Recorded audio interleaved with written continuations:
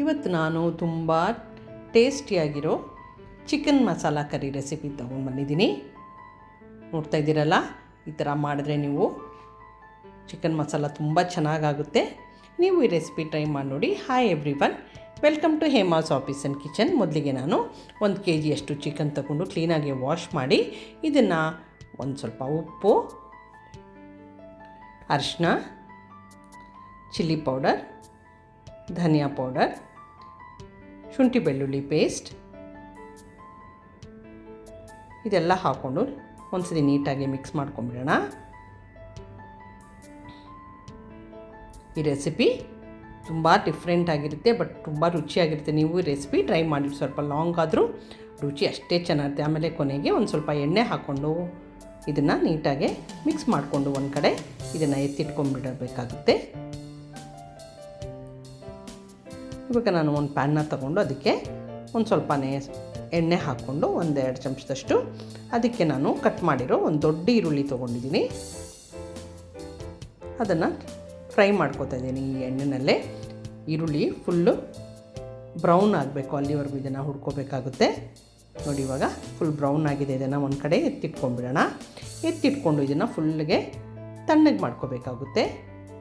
ಯಾರೆಲ್ಲ ನೋಡ್ತಾ ಇದ್ದೀರೋ ಫುಲ್ ವಿಡಿಯೋ ವಾಚ್ ಮಾಡಿ, ಯಾಕಂದರೆ ತುಂಬ ಇಂಗ್ರೀಡಿಯೆಂಟ್ಸು ಬೇರೆ ಬೇರೆದು ಹಾಕ್ಕೊಳ್ತಾ ಇದ್ದೀನಿ. ಅದರಿಂದ ಆಮೇಲೆ ಇದನ್ನು ತಣ್ಣಗಾದಮೇಲೆ ಒಂದು ಮಿಕ್ಸಿ ಜಾರ್ಗೆ ಹಾಕ್ಕೊಂಡು ಅದಕ್ಕೆ ಒಂದು 8-10 ಗೋಡಂಬಿ, ಆಮೇಲೆ ಒಂದು 2 ದೊಡ್ಡ ಚಮಚದಷ್ಟು ಮೊಸರು, ಸ್ವಲ್ಪ ಫ್ರೆಶ್ ಆಗಿರೋ ಮೊಸರು ತೊಗೊಳ್ಳಿ, ತುಂಬ ಚೆನ್ನಾಗಾಗುತ್ತೆ.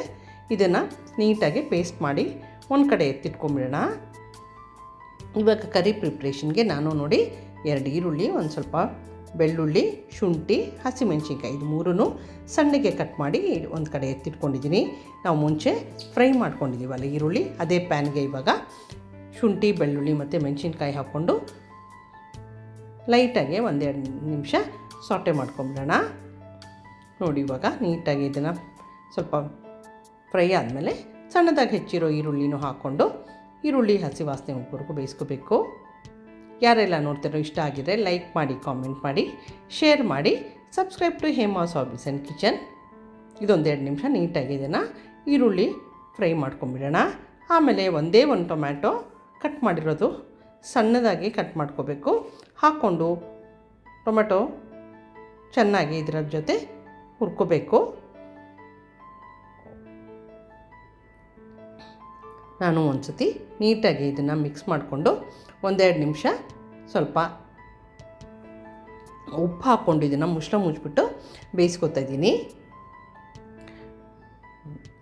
ಆಮೇಲೆ ನೋಡಿ, ಇವಾಗ ಟೊಮ್ಯಾಟೊ ಫುಲ್ ಬೆಂದೋಗಿದೆ, ಮ್ಯಾಶ್ ಈಸಿಯಾಗಿ ಮಾಡ್ಕೋಬೋದು, ಆ ಥರ ಆಗಿದೆ. ಇವಾಗ ನಾವು ಮ್ಯಾರಿನೇಟ್ ಮಾಡ್ಕೊಂಡಿದ್ದೀವಲ್ಲ ಚಿಕನ್, ಅದನ್ನು ಹಾಕೋಬೇಕು.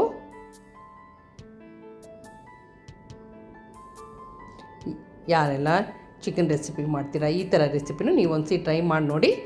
ಇದು ನನ್ನದೇ ಓನ್ ರೆಸಿಪಿ, ನಾನೆಲ್ಲೂ ಕಾಪಿ ಮಾಡಿಲ್ಲ. ಸೊ ಸುಮ್ಮನೆ ಈ ಥರ ಟ್ರೈ ಮಾಡೋಣ ಅಂತ ಈ ರೆಸಿಪಿ ಮಾಡಿದೆ ನಾನು.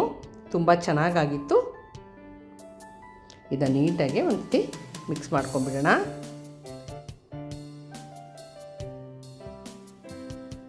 ನೋಡಿ, ಈ ಥರ ನೀಟಾಗಿ ಮಿಕ್ಸ್ ಮಾಡ್ಕೊಂಡ್ಬಿಟ್ಟು ಇವಾಗ ಮುಚ್ಚಿಬಿಟ್ಟು ಇದನ್ನು ಬೇಯಿಸ್ಕೊಂಡ್ಬಿಡೋಣ ಚಿಕನ್ನ. ಆಮೇಲೆ ಇದನ್ನು ಬೆಂದ ಮೇಲೆ ಇದಕ್ಕೆ ನಾವು ಮಾಡ್ಕೊಂಡಿರೋ ಪೇಸ್ಟ್ ಹಾಕೋಬೇಕಾಗುತ್ತೆ.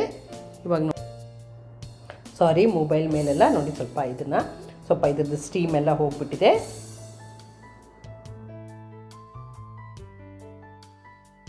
ಪೇಸ್ಟ್ ಹಾಕ್ಕೊಂಡು ಅದಕ್ಕೆ ಮಿಕ್ಸಿ ಜಾರ್ಗೆ ಇನ್ನೊಂದು ಸ್ವಲ್ಪ ನೀರು ಹಾಕ್ಕೊಂಡು ಇದಕ್ಕೆ ಹಾಕ್ಕೊಂಡು ನೀಟಾಗಿ ಮಿಕ್ಸ್ ಮಾಡ್ಕೊಂಬಿಡೋಣ.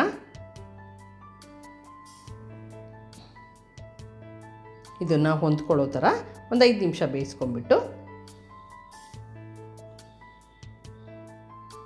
ಇದಕ್ಕೆ ನಾನು ಮನೆಯಲ್ಲೇ ಮಾಡಿರೋ ಗರಂ ಮಸಾಲ ಪೌಡರ್, ನಾನು ಗರಂ ಮಸಾಲ ಪೌಡರ್ ಹೇಗೆ ಮಾಡ್ತಾ ಮುಂಚೆ ತೋರಿಸ್ತೀನಿ ಅಂದರೆ ವಿಡಿಯೋನಲ್ಲಿ. ಆಮೇಲೆ ಕೊತ್ತಂಬರಿ ಸೊಪ್ಪು 2 ಹಾಕ್ಕೊಂಡು ನೀಟಾಗಿ ಮಿಕ್ಸ್ ಮಾಡಿಕೊಂಡು ಇದನ್ನು ಫಿನಿಶ್ ಮಾಡ್ಕೊತಾ ಇದ್ದೀನಿ.